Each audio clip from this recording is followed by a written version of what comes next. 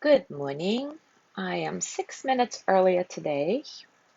So if you're watching in recording, you're welcome to fast forward 4 minutes, or 6 minutes rather, to the beginning of the practice, or stay with us through our hellos as always. What a beautiful sunlit cloud. Love it. Such a gorgeous day.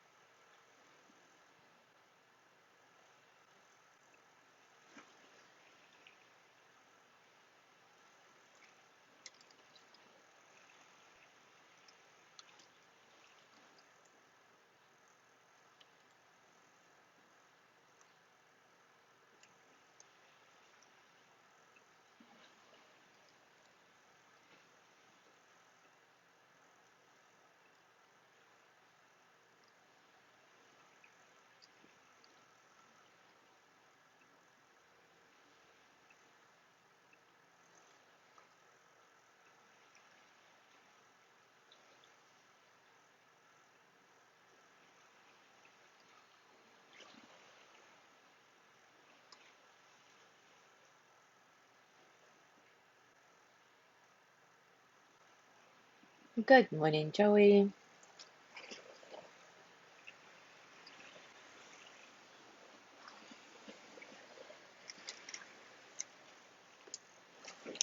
Good morning, Anne.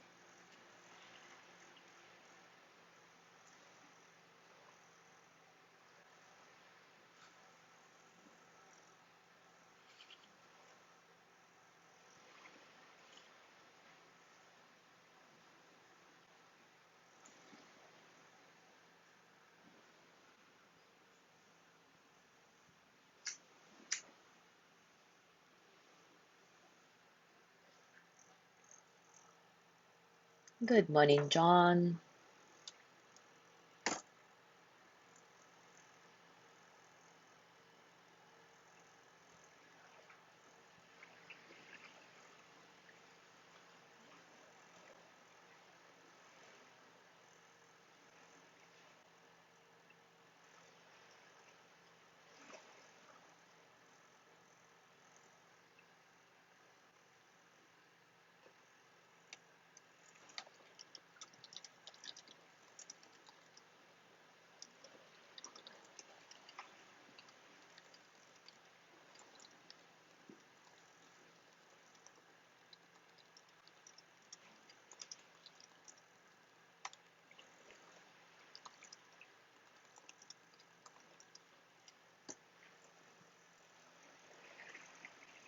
Good morning, Gina.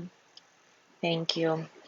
Gina is referring to my trip to New York that I am leaving for today, actually. I really miss the fall colors. The foliage is really my favorite season. And of course, we don't get that here in Cozumel. So I found really good deal on tickets and I am going to New York tomorrow. So starting tomorrow, hopefully, if everything works out well, um, I'm going to be broadcasting from Central Park.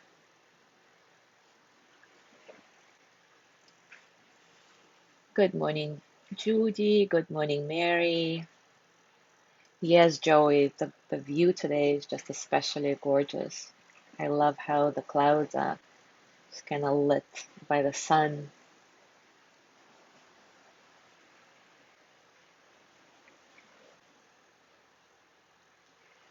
and the ocean is so calm, gorgeous.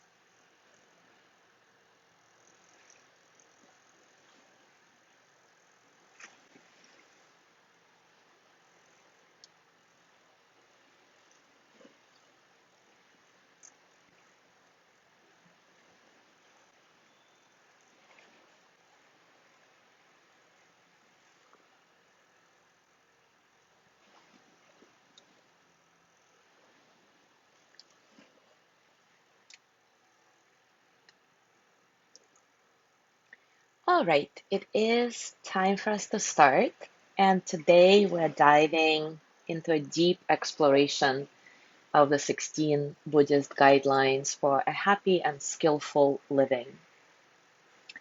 There are four categories to these 16 guidelines. How we think is one category, how we act, how we relate to others, and how we find meaning in life. And we will explore each guideline one by one and maybe even spend a few days on some of them. And as I mentioned yesterday, it won't be just a theoretical exploration this time. We will really dive into the how to integrate these guidelines into our constantly changing life so that we feel more at ease in our own skin, more connected with our innate wisdom, more at home in our own body. And in this series, I'll be drawing on the works of many masters, including Rick Hanson, who is the author of The Buddha Brain, Sharon Salzberg, who we just got acquainted really intimately through the last series on loving kindness, Tara Brach. Many of you know that she is one of my absolute favorite Buddhist psychologists and teachers. Kristin Neff is a new name. She is an new for some of you probably expert in self-compassion and many others. And sometimes I'll mention the names if I give specific quotes. Sometimes I won't, just for the sake of the flow of our practice. But I will, of course, provide all the references in the practice description if you want to, so that you can do your further reading and investigating if you wish to. So anyway, without any further ado, let's dive into the first category, how we think, and begin with the practice of cultivating patience. Now that's a big one. So take a comfortable position, and as usual, take a few moments to really arrive into the here and now. Notice all the circumstances of your practice, internal and external. With each breath cycle, dissolving the boundary between the inner and outer. Each breath a reminder that everything is one, a constant cycling and recycling of energy.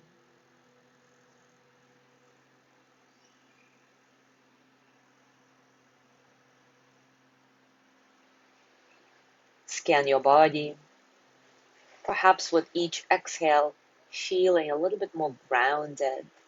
Whether you're sitting up or lying down, feel the support that the ground provides always. Sometimes we forget about it and start holding ourselves up. But every moment that you can remember that the support is always there, rest in it. Relax. Invite effortlessness into your whole being, body, mind, and heart. Just notice how it feels.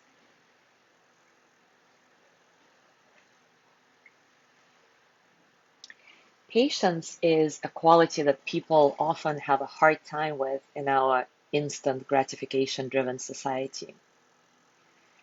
Nowadays, if you want something, you can order it online and you can have it brush delivered.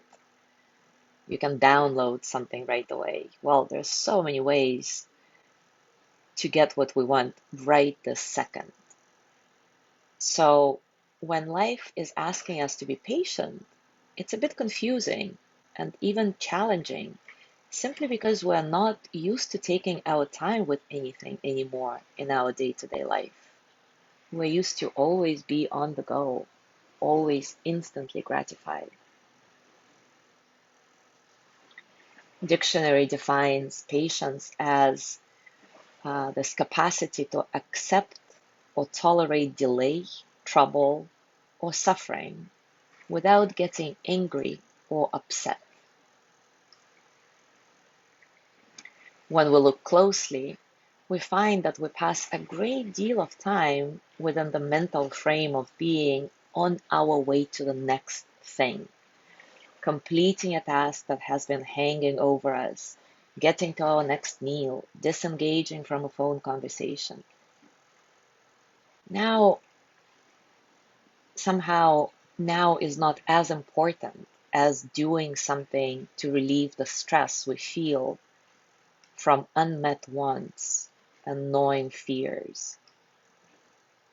We don't like this feeling that arises inside of us when we are forced simply to wait.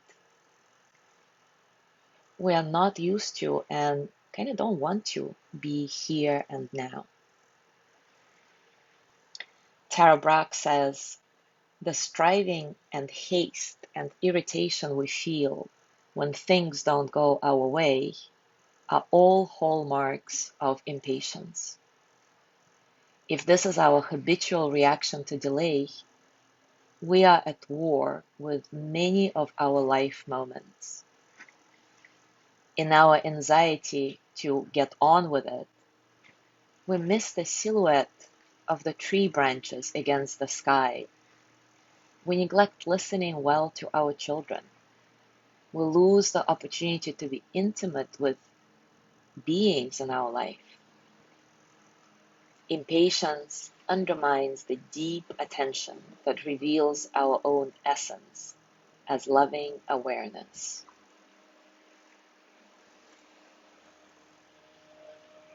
So patience is really paramount to our happiness and to our health. The Buddha considered patience to be a perfection of the heart, one of the basic spiritual qualities that expresses our deepest nature. He recognized that feelings of discontent, the wanting of life to be different, fearing that something will go wrong, are universal. And he taught that it is possible to cultivate patience in the midst of inherent dissatisfaction. And that's good news. Patience is not really the absence of strong emotions, nor is it the denial of unpleasantness. Patience is the capacity to feel at home, to be accepting in the face of the tension and anxiety of stress. In Western psychology, the term affect tolerance refers to the same ability to experience intense feelings without dissociating from them or becoming overwhelmed. Even though we don't like the stress of unmet wants and unresolved fears, of course we don't, but patience allows us to persevere with tolerance, reasonable calm, and care. Cultivating patience begins with setting our intention to meet the moments of our life exactly as they are. So now let's do a short practice that you may be able to use throughout your day every time you notice that you're starting to feel impatient. So when you catch yourself resisting the moment and kind of leaning into the future, there are several ways of inclining your mind towards patience. Depending on the particulars of your situation, it may be appropriate to explore all or just one of the following suggestions. So let's go through them one by one, just kind of feeling them in the body. Feel your feet firm on the floor, or your sits bones firm in the chair, or maybe it's your back against the ground if you're lying down, whatever it is for you. Really ground through your body.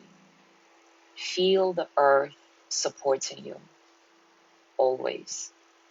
Remember that this support is always, always present. And this support is patient, waiting for you to lean into it. Now take a few deliberate breaths. And when I say deliberate, I don't mean deep or long or any specific qualities of the breath. It's more a quality of your attention to your breath. So take a few deliberate breaths right now. Perhaps even count them.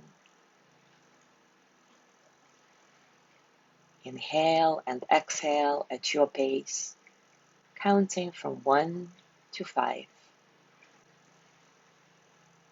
Just 5 breaths.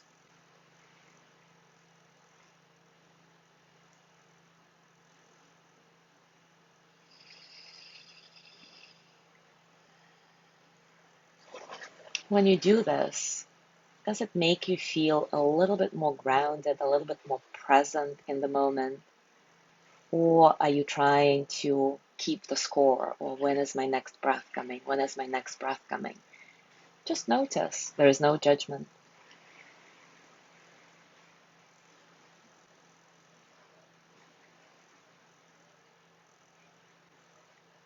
Now add a quick body scan to all of this. Still focusing your attention on your breath gently. Still rooting down through your body, whether it's your feet, your sits bones, or your whole body on the ground.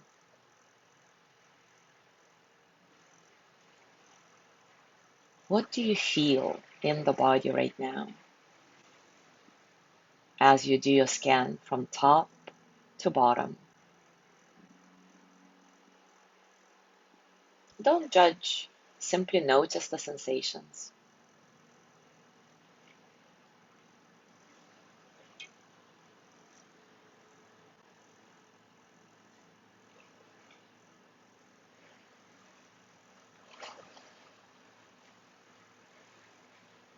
And now from this space of feeling connected to the ground, feeling connected to each other, feeling connected to yourself, ask yourself, what really matters right now?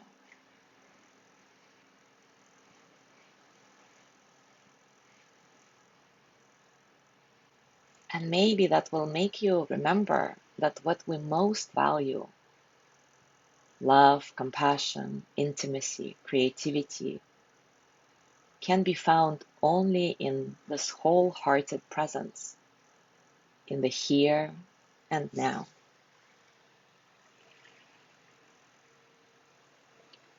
Remind yourself that whatever is happening in your life, no matter how difficult it is, it will pass. You can even say to yourself, this too shall pass.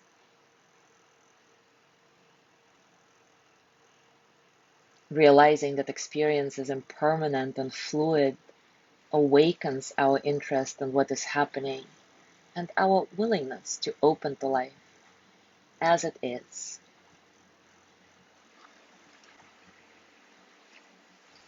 You can also mentally recite the word patience, just like that. In fact, do it for a minute. Patience, patience, patience.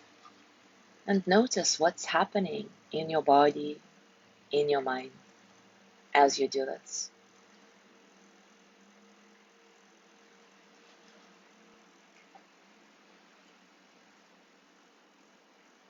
And if your eyes are closed, I invite you to open them and look at the screen where just now a gorgeous rainbow appeared.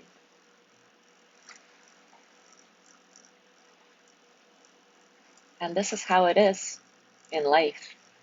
We're so impatient to go somewhere next that a lot of times we just miss those little things. And if we just stay here with patience, we can receive this beautiful gift of a rainbow or whatever it is that comes in that moment.